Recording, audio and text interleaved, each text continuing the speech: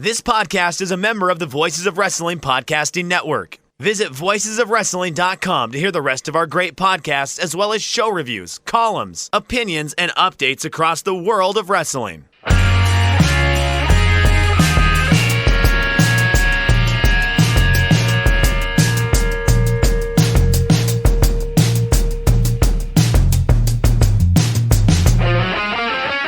Shake them ropes. Jeff Hawkins, Chris Novembrino, back for more. Back for the torture. Back to talk a little WWE.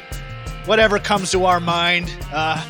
NWA Power wasn't on this week, which disappointed me so much. I found myself looking for something, and I was reaching out, and NWA Power, which has not always been something to reach to, but is at least something to reach towards, was not there, and it made me sad. After TakeOver, you had a pretty good AEW, I thought. But WWE, between all their platforms, kind of listless, kind of lazy, kind of floating down the lazy river of content. The road to WrestleMania has gotten into a lazy river. And here's why. Because the road to WrestleMania, like when we were growing up, in the classic WrestleMania era of like the 90s, or even in the 80s, you had a story arc that was running through that usually had some setup throughout the year. You know, the Mega Powers combine, the Mega Powers explode, that sort of thing. We don't have a story arc really threading the needle from Royal Rumble to WrestleMania that you can really sink your teeth into. The Drew McIntyre thing, that turn was so sudden, it didn't make a ton of narrative sense. It doesn't feel like WrestleMania is this big narrative payoff that it has been in years past this year. You also, way back when you used to just have the Rumble and then Mania, and you didn't have a show in Saudi Arabia, an elimination chamber, those types of things to distract you from getting there. You could just do the 6 to 8 week build and really make every match kind of seem like an event. And now they're once they get back from Saudi Arabia, it's going to be the build from the elimination chamber. And then we'll start building to WrestleMania. So right now we're just kind of floating along, but let's start with this in my opinion, a very strong NXT Portland. A little bit undercut by the television the next Wednesday, but as for the show, I know I'm often contrarian for contrarian's sake, but my favorite match on this show was the Tegan Nox Dakota Kai street fight. I absolutely adored this. I mean, we knew the ending, or I pretty much kind of thought what the ending was going to be. It turned out what it was. But the way that these two worked in terms of a plunder match with some heat to it, I absolutely love this. I love Tegan Nox's. She does at least one sell when she gets beat up. She did this during the War Games beatdown, and she did this when she got hit with the trash can, where she just eyes roll to the back of the head and she just goes limp, and it looks fantastic every time. I was a little underwhelmed by Keith Lee and Dominant Dijakovic just because it felt plotting up until the end, and all the end was man, when they told me we're gonna do another one at some point, I was like, oh boy, that Fight Forever promo here on Wednesday, I was hoping that this was the end, and it was presented as the end of a narrative arc. Yeah, and they just did no selling at the end to get the crowd back into it. But it was just one of those things where it was like, it was good, but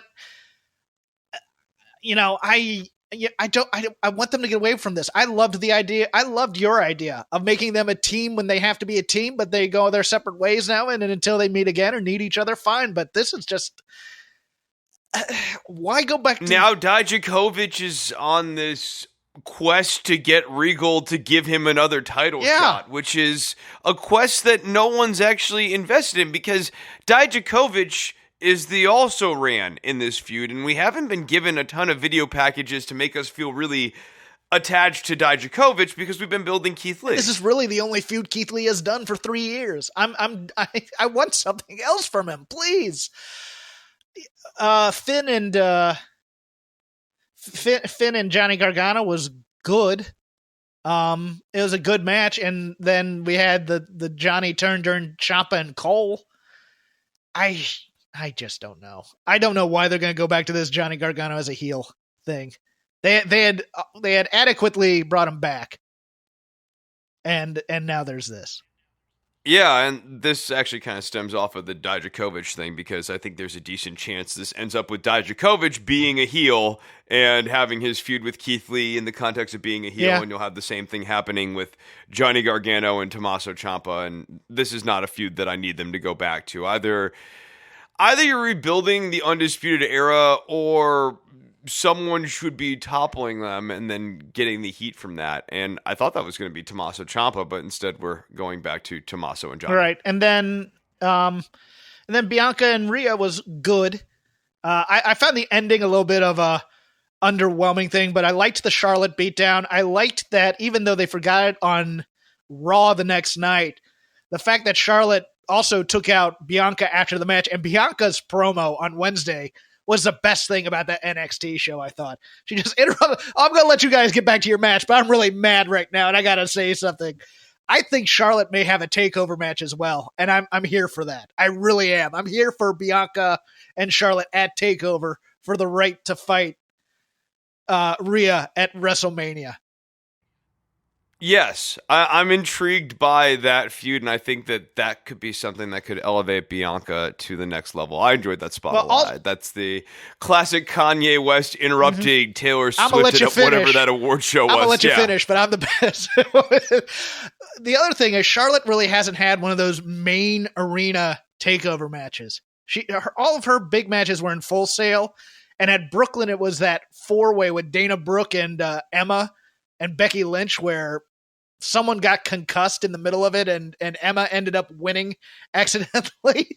So I mean, if they go that way. And speaking of Full Sail, it's time to get out of Full Sail and go around to some other arenas, because during that tag match this week, in particular with Danny Burch and Oney Lorcan, that crowd was allergic to caring about that match in a serious way. And insofar as they got up for any spot, it was in this performative way, because that's what the crowd's supposed to do. And if you weren't doing it, it'd almost be disrespectful. I made the mistake of watching AEW before I watched NXT this week. Because I wanted to see the cage match. I wanted to see what they did with Atlanta. I knew there'd be some heat. Well, let me tell you, brother, I watched NXT before AEW, and even just watching NXT this week, I was like, wow, this show is flat. And then I watched AEW, and I've not always been super high on the product, but like that was a really, really good show. Good show. Only had 100,000 more viewers, which I think if there's going to be... Dude, that main event slammed. That was a good main event. Yeah, if there's going to be a pull away, this is going to be the start of it, because that moonsault off the cage was something. Wardlow, good first match on TV. Yeah, dude, he's legit. I think Wardlow's good. Has a Sean O'Haire thing to him with the swanton, which I dug. And plus that match had heat and it had blood, and that NXT doesn't have heat or blood because it's not because it's PG, it's because they want it to be a certain tone of a product where people don't really get hurt. People don't really, if they do, they're off camera or whatever.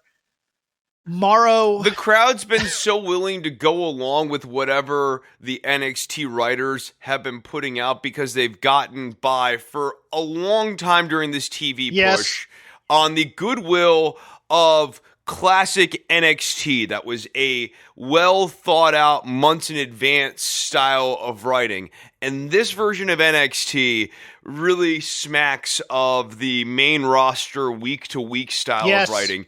And that goodwill is starting to wear out with that audience. And I do have concerns that it won't travel either. Yeah, I'd be concerned about that too. I really would if I'm NXT, because you remember when they did those first road shows and everybody was super stoked to go. Like I remember they did one here at they did it at the Hollywood Palladium. They were doing them in like nightclubs and things like that. Yeah, and I got to go to one of them. It was pretty cool. They were cool. The shows were awesome. They had heat.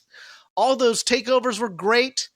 Or if they weren't great, they at least, on every match from top to bottom, the main events were spectacular. Sure, you'd get your Bull Dempsey Baron Corbin match here and there, or Sonya and Mandy as a dark match to work things out, but they were a fun time and it was the hot product. Now all the cool kids are with AEW, and I don't think I don't think you can support two touring brands on a Wednesday night. I really don't. I think Raw and SmackDown running bigger arenas all across the country, I think given the choice to spend your money, I think people are going to save to go to those tapings versus an NXT. Yeah, I tend to agree with you. Do you think it might be different if they put SmackDown against AEW? Yes, I do, number one, but I don't think Fox will ever let that happen. Remember, now you're dealing with two different TV networks. And if it was just USA, if it was just USA and SmackDown was on Friday on USA and NXT was on Wednesday, I say sure, switch up the nights. But number one, you'd kill NXT because nobody would watch that on a Friday night. They'd DVR that for later, and you'd get those numbers. But the only thing really keeping SmackDown afloat, in my opinion, right now on Fridays is the fact that it's on network TV and not everybody. Yeah, no, I agree. That show is not a stand on its own two legs style show. Well, it's just a hard night as well. Friday nights are hard. Yeah, Friday night's a bad show, or it's a bad TV night too. Friday night is a bad show. ABC made it work with teen friendly things, but and TGIF TGIF was a ratings juggernaut. Miami Vice was a ratings juggernaut. Those are the two exceptions to the rule. When did TGIF go off the air? A long time ago. I'm old. Okay, I just want to double check. No, there. That's fine. When you were a child, probably. I did. I watched Boy Meets World. Vader was on Boy Meets World, and it was very exciting for me. I did the post SmackDown show over in the other neighborhood last night, so I had to watch it live as it happened. So it's very fresh in my memory. I'm sorry about that. That's quite all right. I'm a little upset. I mean, it wasn't a bad show. It was filler, though. You can tell it was filler because all the planning right now is what are we doing in Saudi Arabia? Let's have people rest up for Saudi Arabia, things of that nature. But the one thing that's stuck in my craw a little bit, you beat Lacey Evans at Royal Rumble, and you're here to reintroduce her with a special sit-down interview with Renee. There's lots of meanings to the word nasty, Jeff. There are not a lot of meanings, and it's not a Southern thing, and don't give me that crap. Jeff, you are a nasty. I mean that. I mean that in the best way possible. My first name ain't Baby. It's Janet. Miss Jackson if you're nasty. Why not just rebrand Lacey here since you're going hard on the babyface push? Give her the Marine Andrew's sister's look or the Liberty Bell look and go into that as opposed to this, nasty can mean just about anything you want. It's like the word smurf. You smurfing smurf the smurf a smurf. No, it doesn't. Nasties is a derogatory term. It is not a term of endearment. It is a term for in this verbiage of Southern aristocracy looking down on you. Don't tell Chris. I've never gotten on here and said, you know what, Chris, you nasty. You're a nasty. Yeah, right. You are a nasty, you are the a nasty. Nasties. Like I've never heard the nasties said in a flattering way, or if you were going to get there, it would have to be with a lot of additional context. My other problem with this promo was the part that was supposed to make us really feel attached to her was I didn't realize how bad my behavior was until I saw my own behavior exhibited on my child, which made me feel less sympathetic to her, where I'm like, really? Like, that had to happen to your kid? Hold on here. Wait, what was your kid doing exactly? What, was she going to school with like gloves and a... No. The bullying, all the people? Bullying and stuff. I didn't realize that my behavior, me being bullying, me calling people nasty was bad until my own child was bullied. Oh, now you understand that? Really? Right. I'm supposed to be emotionally attached to you. Oh, wow. That's great. That's tremendous growth you're showing there. I just thought it was a great setup and poor execution. Yeah, we're going to reintroduce Lacey Evans right now. And it's the same gimmick, except she's talking like a babyface, and she's not making sense. And after that promo, I just went, that was disappointing. It's rare that this company will disappoint me when you put stock in something, and then it's just like the thing that you have in your head is so much better than. I was really what she needs is just a good, stiff match out there. She needs to go out and just have a really tough, physical match with somebody. That's the stuff that's gotten her the most over. The match with Charlotte. And a different outfit. Different outfit. Yeah, as those well. two things. But it really just go out there and kick some ass. I was a little shocked that they did not make Carmella the contender for the Blood Money show, of which we will not speak, nor will we preview, because wait for it, guys. Just wait to see if anything happens, and then if it does, go back and watch it. Just skip it, because it's a money grab, and you notice they've been really skippable too. They used to plug it as equal to WrestleMania, and now they've just given up the ghost and going, yeah, we're going over there. So it's going to be Bayley and Naomi, which, if you've been following news in the background and them contacting, the former Brodus Clay, Cameron, the former Funkadactyl, possibly Darren Young for something with her as well, you'd think that they're going to be doing something at WrestleMania with her. Why beat her in Saudi Arabia? And to me, I just think Carmella, you do the rematch here, and then you continue to build Naomi as someone who has never really faced Bayley in a title match one-on-one. You get her, you get her going, you build her up, and then if you're going to do the thing at WrestleMania, which I'm not sure anymore because they just reintroduced Lacey Evans, but if you're going to do that, don't beat her here. But it just seemed weird. But you had a good explanation for this. I think that Naomi is a choice as much about wardrobe as anything else. So for continuity's sake, I think that Naomi generally wears bodysuits and stuff that is less revealing. And we've seen in the past when people like Sasha Banks have had to wrestle overseas in that part of the world, they've had to do fairly dramatic wardrobe shifts, and it stands out. Like, I remember there was one match where Sasha is wrestling basically in a full bodysuit, and it's just so different from... Yeah, she's basically wearing like a bobsledding gear. Right. Like a bobsledding suit with a hood. Her and Alexa Bliss, when they wrestled in the United Arab Emirates, I believe it was Dubai where they did it. That first a little time. easier to do that with Naomi, I'd say, because you could do the bright colors and stuff and just have that more seamlessly accommodated in the Naomi costuming. Right. And Aunt Pam wears a lot of the gear, kind of. I mean, I can see her in the black and gold bodysuit. She can wear a cat sweater. Kind of doing the hood thing that she would do with that, whatever that ISIS Princess Tiara thing.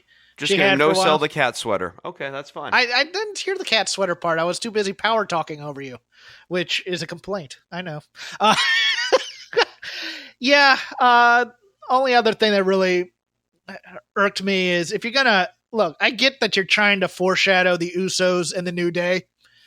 The time to start beefing with one another is not before you're gonna face 4 other men in a fight. Especially after that reintroduction. I think the time to start creating the tension would be at the end of the match if you wanted to go that route. But the way that show opened, it should have been good vibes all the way until at some point in the match, or even have them win the match and it's good vibes the whole show, tease the tension the next week. Raw, we have the reintroduction of the Street Profits now into this...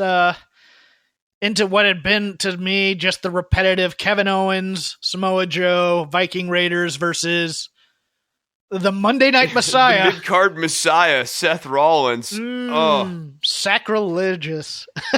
God.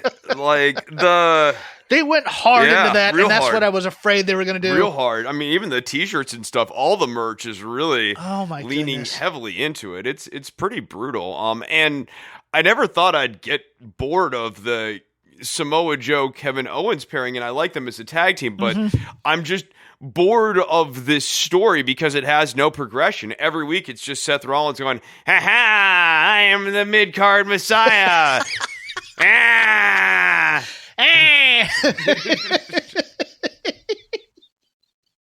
We're doing Shake That Ropes Theater off of that.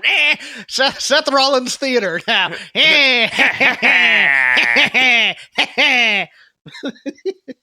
This is my evil. I'm a heel now. It's the only thing he learned about being a heel in that first heel run was just That laugh. My partner in the Shield's the hottest thing in wrestling, and I'm doing evil professor cartoon laughter. We're discussing it before we went on the air, but Vince obviously has a beef with Christianity in some way, and I don't think you should go into it as a pure marketing strategy. This is pure conjecture, but based off of what I know biographically about Vince McMahon, I believe it stems from, especially the way he's presenting it, a disdain for like the Southern style of religion. Oh yeah, North Carolina type thing where he was. I mean, because that's Swaggart, Falwell country. Jim Particularly Baker, in the PTL, 80s with the super mega pastors, Brother Love and stuff, you see that template. That clearly made a serious impression on him that he's never been able to fully shake. No, they even went hard into almost crucifying Kevin Owens and saying they're going to crucify him. I was just like, you got to be kidding me with this. He just loves tweaking that audience for some reason, and I don't. You just watch and you go, this is crass and stupid. You don't go, it's edgy. And I think he thinks it's edgy. Yeah, and I think he thinks it's getting heat the right way on Seth Rollins. Yeah. And I mean, I think that it's maybe not a strong business decision. There's certainly an argument to be made there, given who your audience is and like why tweak the nose of that section of the audience to what end. And then you look at, in terms of narrative function, is this getting Seth Rollins and that faction more over long term, or is this a sandcastle that can be wiped away by the ocean in 1 week? Is Buddy Murphy / Murphy? That's it, right? It's not Buddy, no, he's Murphy. The Murph. He's Murphy. Murphy. Anytime someone just says the word Murphy, all I think of is RoboCop, because as the officer's name in RoboCop. But is this getting either the acts associated with Seth over, or is it just Seth? And it's just Seth. So Murphy's taking the majority. I mean, Murphy takes a great stunner. Don't get me wrong. I love watching him take a stunner. But yeah, is anybody being improved by this act? And I don't know. It's really disappointing because you have on paper 4 very talented guys who fit different roles in a classic faction template, but this execution is piss poor. Yes. Lazy river of content. Better super kick. Shawn Michaels on Shelton Benjamin or Matt Jackson on Sammy Guevara? Or Guevara. I still got to go Michaels on Shelton Benjamin. Oh, you know what? They're both fantastic, but basically almost tearing his hamstrings made it for Sammy for me, because the way he just went limp after taking the kick. I think he's a new leader in the clubhouse. All right. I just really like Shelton, man. I think that guy's underrated. Oh, I love him. I love Shelton. He's just re-upped. Especially peak Shelton. He's still good. That's what's crazy about Shelton Benjamin is he's still good. But yeah, I think that I've always thought that Shelton brings a certain physicality to the ring that has been underappreciated, but has had various points where it's really shined. Just give me the one grizzled, violent veteran run with him. We've had 3 different ideas between the two of us for him. I don't want him to be. I want him to mean a little something on this roster versus Good Hand, who goes in, gives a guy a great match and loses. You ever play like Punch Out or Super Punch Out? Perfect role for Shelton Benjamin is the champion of the world circuit, like Mr. Sandman, the guy before you go to the final circuit there. He should be just this really grizzled intercontinental champion at some point. Just a tough guy to knock off the mountain. He wins by hook or by crook. A little D. Malenko in there. Just that's the perfect role for Shelton's final run here. More surprising to you, the fact that they just basically went back to the well on every NXT feud after Portland, or the fact that they almost emptied out their entire B team during that show between Kona Reeves, the Forgotten Sons. Okay, can we talk about the Forgotten Sons as baby faces? Oh, you knew this was coming. That promo. You knew this was coming. That was amazing. What was it? Amazing good or amazing bad? It was amazing bad, but here's why I like it. I've created this whole alt fiction in my mind where all three of these guys came back from the war, not even necessarily Iraq, more amorphous, the war, and they formed a biker club. And they've been like crazy marauding bikers, but now they're crazy marauding bikers for justice who love their country. Yeah, there was a made-for-TV USA movie in the early 90s with like Yaphet Kotto and Ray Sharkey. Yes! And, yeah. That one.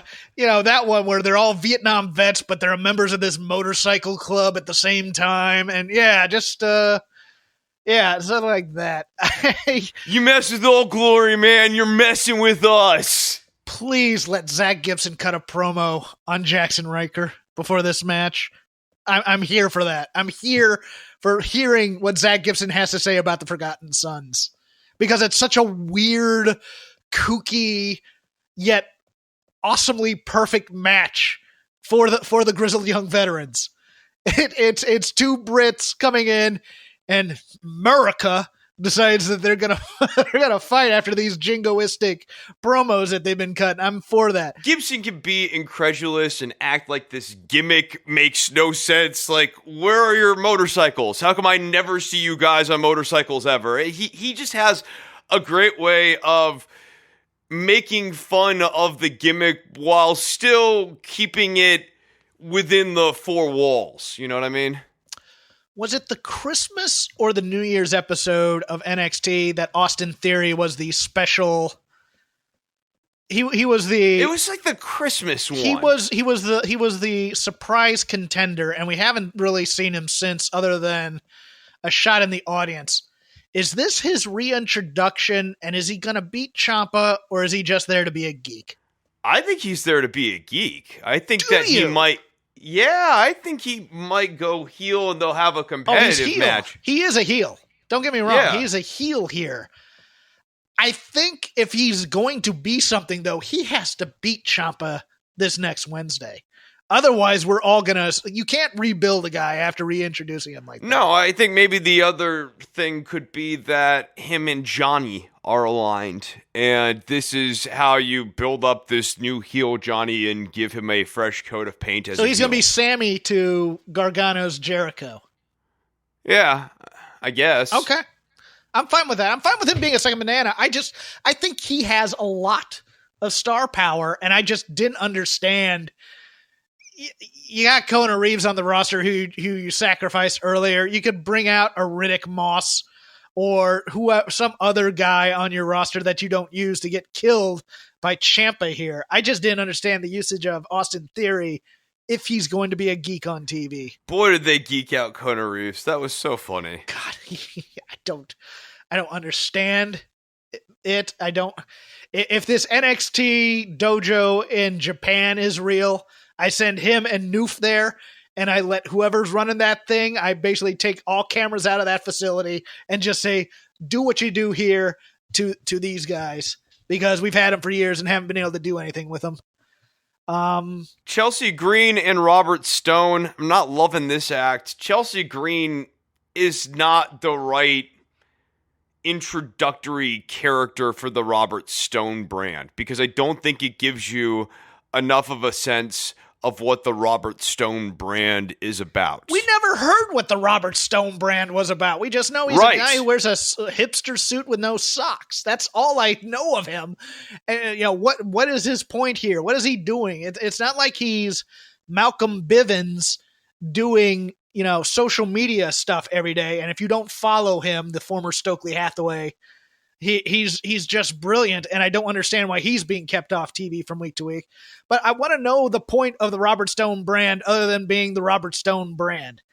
Now, the other thing I thought they should have done a double turn here. I thought Lacey Lane should have gone with Stone, and then they beat Chelsea here, and they put the boots to her. But, I guess it's a reintroduction of Chelsea Green, but she's not coming off as anything other than I'm the hot girl who loses.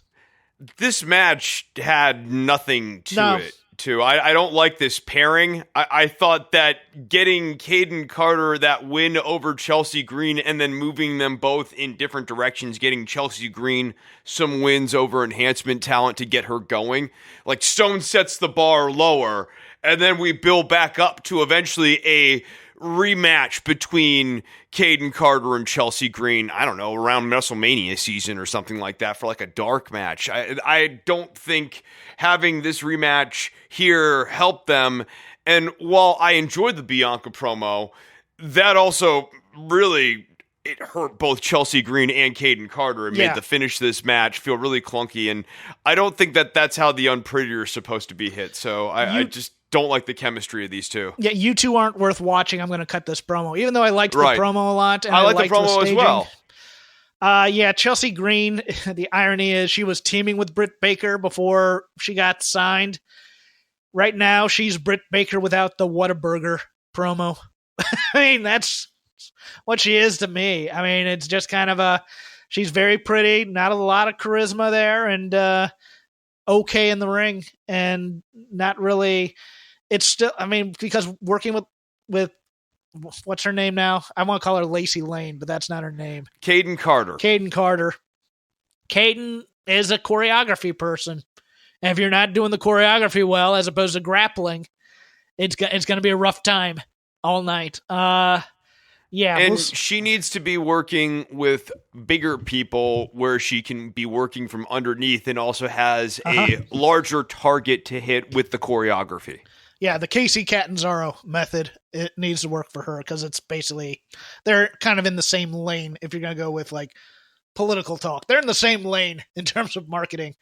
I want to see some Robert Stone vignettes. I want to know what the hell this brand is. Is it a Hollywood agency where they're trying to market people? He needs to be lying to everybody. He needs to be lying to Chelsea Green. He needs to be lying to William Regal. He needs to be like lying and wheeler dealing and pulling strings. It's a tricky character because I think you have to move a lot of narrative through him. He has to be the engine that moves several shows to really establish that this guy is a slippery shit that you have to keep your eye on because he might always have an angle. He needs to be, and this is an arcane of arcane references. If you're looking in the annals of sketch comedy, go back to SCTV or very old Saturday Night Live. Martin Short played a lawyer by the name of Nathan Therm, who on one Saturday Night Live sketch, he was the attorney for the cigarette tobacco industry, and everything's just deflection and lying, and it's brilliant. This is what Robert Stone needs to study, in my opinion, is just Google Nathan Therm, and you'll get the gist of this character, and you'll understand what I'm saying. When you look at Robert Stone, he should be aping this guy every man. And then we had Velveteen sorry. And then we had Velveteen Dream versus Roderick Strong. What'd you think of the match? I didn't like it. Didn't like it. Why didn't you like it? Because I don't like whatever the heck it is Velveteen Dream is doing. Right yeah, now. I don't get this Marina and Roddy angle from Velveteen Dream. I mean, I guess it's mind games, and that's how it's being presented. But Roddy and Marina are big-time heels, but then you do this, and it feels kind of jacked up, like over the line, in a way that doesn't feel quite right to be enjoying. Yes, why am I enjoying a guy trolling another guy about his I'm going to sleep with your wife. Yes. Because it's more than just trolling. I mean, he's openly flirting with her. Yes, he's basically on social media said, she gave me her panties to make gloves into. Or to make gloves. And you're just like, really? This... I just think he's come back and he's doing more of he's basically Randy Savage and Rick Rude doing 80s cosplaying. And he has so much physical potential in terms of what he can do with his size. And it's just. And that entrance is awesome too. Yes. Like he comes out and it's such a star power entrance. And he has such. Yeah, I remember him as Patrick Clark, dude. Yeah. I remember capturing some of those Tough Enough episodes. Like, he was really good. Every takeover he was on, we were like, what entrance is he going to do? Because his entrances are so friggin' awesome. And then the couch gimmick we thought was spectacular when he was doing that at Full Sail. I want to see I don't and want to he's see a him... good promo. Yes. And he's got great characterization. He understands who this guy is. I just think that the writing has been making missteps because they don't really think about how some of these things scan. They think about how is he going to be entertaining tonight versus how is this character, what would he say? You know, it's kind of the difference between how would I put this? When you're doing advertising, you can tell when the copywriter has basically got an idea for a comedy sketch, or they've gotten the rights to a certain song and they need to write a sketch around it, versus what are we trying to say with the product here? And it's a difference between that. They have funny ideas for would it be funny if Velveteen Dream did or said this, as opposed to would the Velveteen Dream character actually do this? And that's the issue I'm having. Right, yeah, no, there's a motivation issue. Why is he going after Roddy, or why does he want to dismantle the Undisputed Era if... Is he going after all their girlfriends? Or is he going to be doing it one by one? I want to hear that kind of thing. I want to hear that I'm going to dismantle you by going after everything you love. To really go after Cole, right? Like, I mean, I think the arc here, the clearest narrative is Velveteen Dream wants a title shot with Cole. In order to do that, you need to sideline the other three guys. But this is just making Roddy more angry unless you're going to break his arm or do something at the end of this feud. I don't know. I don't know how this gets Dream plausibly closer to getting a one-on-one scenario with Cole. Does Marina eventually end up seconding Velveteen Dream? Why would she do that? Because this is how these stories go. Baby Doll ends up with Dusty Rhodes at some point. Elizabeth ends up with whoever's, I don't know. I was only if you're turning Roddy face. That's true, and I think that might be happening eventually. Okay. You know what'd be fun is Rock Bottom Roddy, where he gets kicked out of the Undisputed Era, and Velveteen Dream steals his wife, and he has to build back up as a shattered man. Yeah, I'll take that. That's an interesting choice. It's kind of like my choice for this Otis storyline. We were kind of clowning on it yesterday because I was like, okay, is there going to be a twist, or is this kind of just the straight ahead? Sonya is basically texting people because she's in love with Mandy, and eventually she'll screw over Dolph to get there. Or is it going to be something like maybe Tucker's in love with Otis, or maybe Sonya's in love with Tucker, and we can want Sonya to be a serial killer. I want Dolph Ziggler to disappear one week and nobody knows where he is. Oh, Mandy's like, I haven't heard from Dolph since Thursday. And Sonya's like, whoa, wow, that's really crazy. I can't believe that he'd just disappear on you like that. I wonder where he could be. So, do we want to go plans for Mania or the Hunt giving the second best promo of the week? The Hunt was fun, man. I loved that. It was simple. I liked that you're looking to the future when you should be looking over to your shoulder line. Simple. It was very Sheep Herders from about 1986 or 1987. Just two guys, toothless, looking for a fight. If they had blood in NXT UK, I would have some color in this match between those two and the Grizzled Young Veterans. I liked that they did the callback to the Grizzled Young Veterans, calling them out as a joke of the tag team division. I'd have the Grizzled Young Veterans lose by countout on a retreat. During this first encounter. That's a good call. That's or by DQ possibly, but I would go with the retreat. Yeah, I'd have them powder. I'd have them powder the first time. Eventually they have to win, but I'd have them be scared the first time. I'd have them powder permanently because it looks like they're using them in NXT proper. That's how you write them off, is they're running away from the Hunt. And the Hunt has that. They run out of the arena. It's the main event of that week, and it ends with the Grizzled Young Veterans getting into the car and running away from the Hunt. That'd be a very you and me finish to the show. A bit of the Bo Dallas type of thing from NXT when he got thrown out. I loved that. That was so great. They run back to the back. They grab all their stuff from the locker room in their hands as opposed to packing it up nicely, and they just run. They throw it in their rental car and they drive off. That's what I would do. And then And then you have this new born-again hardcore Hunt looking to kill Pretty Deadly, which I'm all for as well.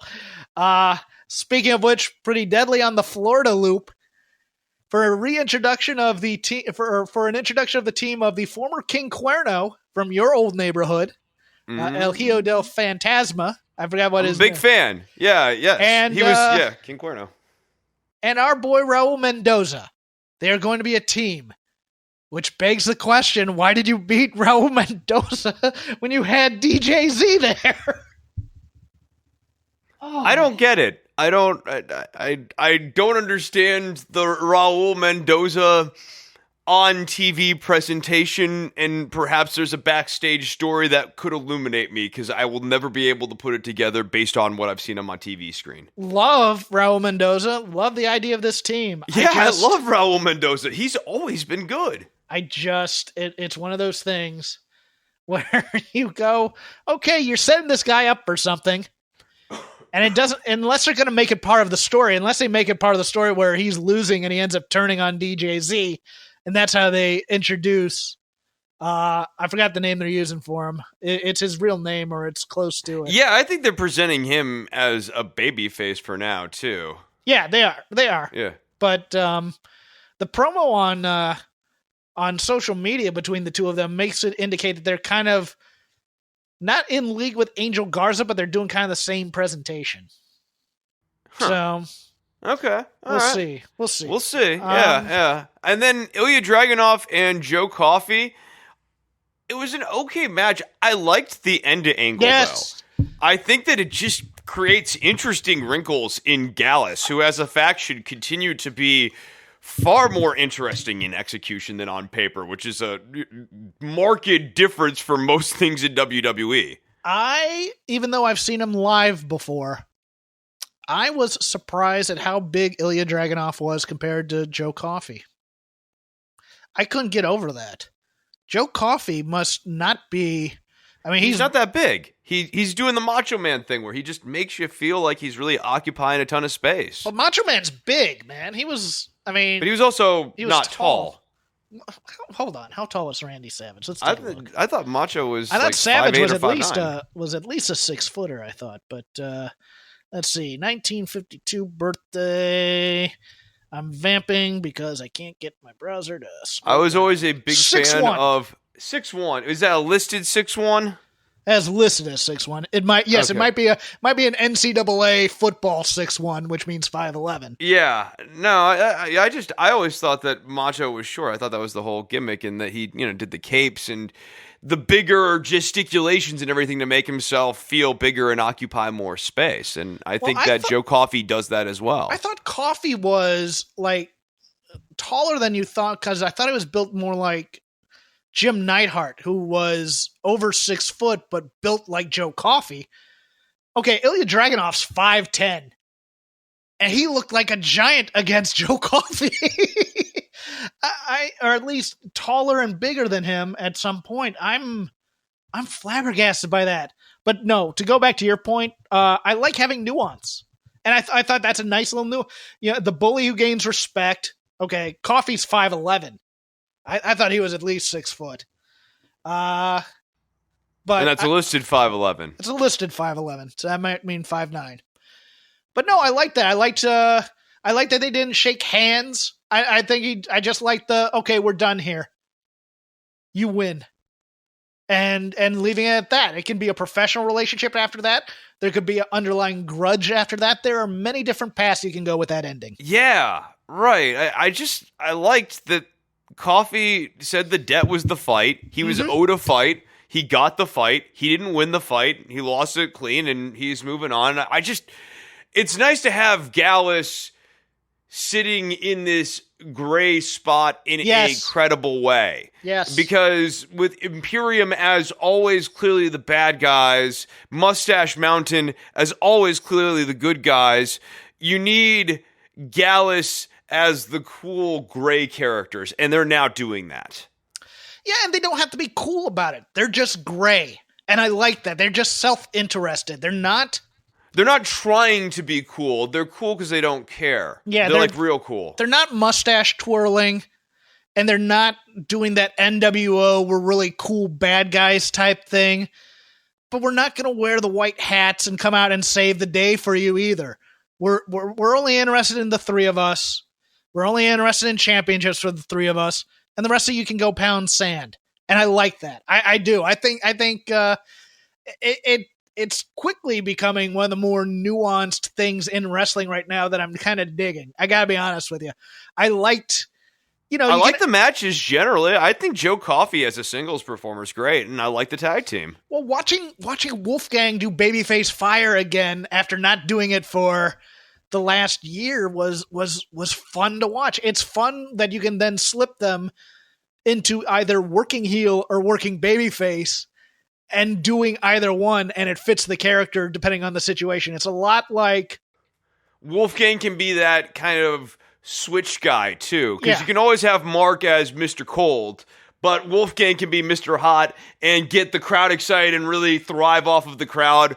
Or, Wolfgang can be the really overly aggressive guy and get them into that heel dynamic because he's the one who drags the Coffey brothers into the fray. Well, Joe's the charisma and the guy who talks and the leader and stuff like that. Mark's kind of the second banana, the lieutenant who's in charge of keeping in charge of the wild card Wolfgang. But he could always take over the gang at any time if he really had that kind of inclination, but he doesn't.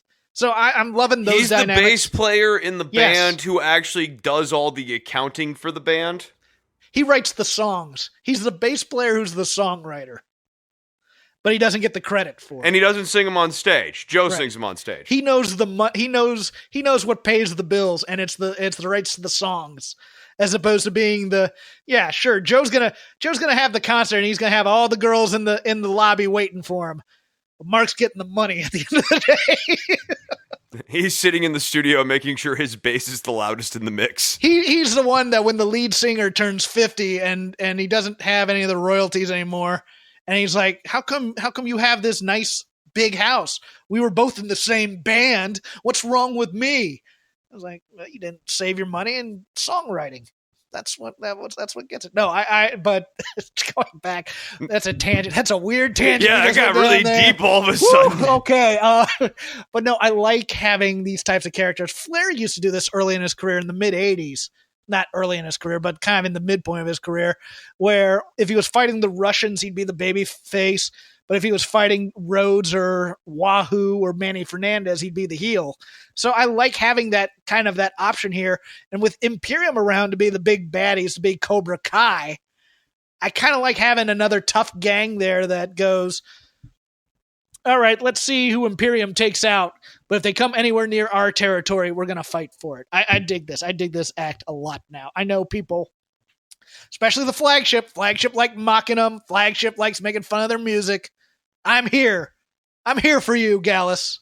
I mean, even Gallus. Someone like Dave Mastiff, I think if Dave Mastiff's going up against Walter and he needs instant backup in the form of Gallus, who have built-in beef with Imperium. So they can be one-week partners. It makes narrative sense. And now all of a sudden, the babyface challenger to Walter has three guys who have his back. I need to see Mastiff lose his stuff. I do. I'm tired. I love the Jolly Giant stuff. He needs to get really, really angry on all of Imperium at some point in this build and annihilate the other three guys to the shock and horror of Walter. Yes, I mean, if he tore off Alexander Wolf's head at some point, and just went back and just kind of said, "I'm sorry about that. That's not me." And just walked off. I'd be for that. That'd also be interesting. So you have one spot where he kind of holds off the other three guys of Imperium, and that builds to a match against Alexander Wolf, where Alexander Wolf gets demolished by Dave Mastiff on the way to this build with Walter. That'd be interesting. You have Wolf as kind of the wild card anyways, picking fights and stuff. He picks a fight with the Jolly Giant, and then all of a sudden he's not so jolly, and he's in for more than he bargained for. Right, yeah, exactly. He thinks that he's getting happy, smiley Dave Mastiff, but instead he ends up getting very angry Dave Mastiff, and it's far more than he planned for. Walter sees that and at least has a chance to plan for it.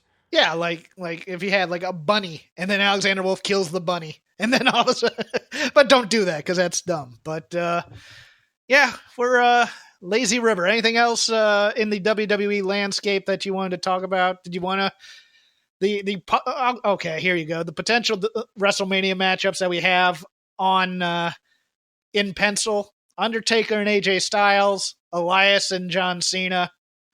Either of those floating your boat? Is Elias going to go heel leading into Mania? Okay. I actually think that Elias and Braun Strowman is an oddly interesting tag team that has more mileage than I think I initially had given it credit for, because the crowd loves Braun Strowman and the crowd loves Elias still. Yeah. Yeah, I think they're playing up the past with the Symphony of Destruction with the bass. When they mentioned the bass as continuity, I go, yeah, Braun Strowman, I think, is getting a bass to the back of his skull eventually. The other one, Daniel Bryan and Sheamus. Again. Yeah, I mean... David versus Goliath wasn't properly booked. Goliath was the star. He had all the charisma. He could cut a promo, and he had size. Why are we having... this reintroduction of Sheamus, they got to do something with him. I get that, but I just don't love... He's not as big as he once was, which I think is fine, but having him go out there and be like, I'm this really big guy, when... anyone who's watched WWE or anyone who just gets on the network and like looks at Sheamus from 7-8 years ago can see that he has gotten much more svelte and he looks good, but he's not the giant guy he once was either. Well, we team him with Shorty G and Apollo Crews in a trench coat, stacked up against one another. That promo was terrible. I liked Drew Gulak backstage, and I like the energy between Daniel Bryan and Drew Gulak. That's the feud I'm interested in. And Heath Slater was great in this too. Yes, he was. Heath Slater is such an untapped resource, and it's too late for him, really, but in a perfect world where they cared about people, Slater... How old is Heath Slater? I will check that while you riff. I mean, think about Dustin Rhodes, right? We say it's too late for Heath Slater. And in the WWE, it's too late. In the WWE, absolutely. But he's never going to be world champion material. But he could certainly go somewhere else. And I think be a very functional promo and a very functional and very over mid-card act in the whimsical way. I want to be Orange Cassidy's older brother. Orange Cassidy. And his name's just Orange. Exactly. No, in their family, they have different last names. So his name's like Orange Slater, or Orange Miller. Heath Slater is 36 years old. Yeah. Okay. And you've got me excited about him and Orange Cassidy together. The Orange brothers, Orange Cassidy and Orange Miller, because his real name's Heath Miller. So we can do it that way. And but Drew Gulak, I mean, look, use him as much as you can, because that guy, once he got to WWE, he latched on to something that I adore. I've said before, I didn't care for him too much on the indies, but I love his acting ability. So put him more on screen, please. Yeah, there's just a good him and Daniel Bryan. It's like two sides of the same coin in the right way. Yep. You're exactly right on that. No, I did enjoy that. We wanted to give out shout outs. Look, we criticize, but we also need to praise. I forget that sometimes because criticism is far easier. But yes, Slater and Gulak and Daniel Bryan and available. And Daniel Bryan's subversive sense of humor, which I always love. Slater's also good with that too. Like, I wasn't ready last week, followed up with I'm always ready. Yeah, that's true, but Daniel Bryan always, when he's doing these comedy sketches, always feels like he's thinking of, what can I say that might get me a meeting in corporate, but I could get away with it because they won't realize that I'm being trouble during this sketch. There's always like a look, or it looks like he's come up with a line in his head that he could say at that moment. He has this impish quality to him when he's doing these sketches, and I love watching him. So that'll do it for us. Let's cut this off. We've gone on long enough. Yeah, I've got very, very loud music being played outside of my window right now. I can't hear it. You can't hear it? They might be able to hear it on the final cut here. I mean, I'm going to edit around it a little bit, but someone is pumping up the jams, Jeff, and it is Is it literally Pump Up the Jam? Because that's I wish it was. Pump up the jams, pump it up. Yeah. No. Speaking of music, I was on Music of the Mat this past week with Andrew Rich discussing themes that Dusty Rhodes used. Andrew and I share a disdain for Bob Seger's old-time rock and roll. We'll tell you why. You can listen to the Fightful podcast from last night, the SmackDown review. Warren Hayes and I went blow by blow. If you want more deconstruction of that episode, I think we gave a general overview of my thoughts on it here. It is election day in Nevada for the caucuses. It is go time for Chris Novembrino, and don't worry about the government. Chris, tell them what you got. Yeah, okay, so first of all, if you're in Texas, early voting has begun, so also get out there and early vote if voting is the thing you're into. Vote early and vote often, as they say, right? Yeah, I'm bringing all the cats. We're all casting votes this year. That's the joy of having cats. You make me want to go on a riff about why old-time rock and roll is not a good song and not a good rock and roll number, especially from a cover band standpoint. No, I'm not a fan. But if you listen to that part of it, it has one of the more interesting trivia stories in terms of a session musician who played on it, and I go into that. Okay. All right. That is interesting. That is something to go and check out. Don't Worry About the Government can be found at don'tworry.tv. We're on Twitter at DWATG. I'm at Chris Novembrino, ChrisNovembrino. On the Family Podcast will be dropping this week. I've edited one of the episodes. I'm going to finish editing the other two this weekend. So all of those will be available for download at allinthefamilypodcast.com. That's going to do it for this show. Oh, well, I was going to say you can follow me at CrapGame13. You can follow the show at Shake Them Ropes. I forgot to get those plugs in. Well, then get those plugs in. I ruined the ending. No, you didn't. Look, lazy river. Lazy rivers don't end. They just float on and on. And...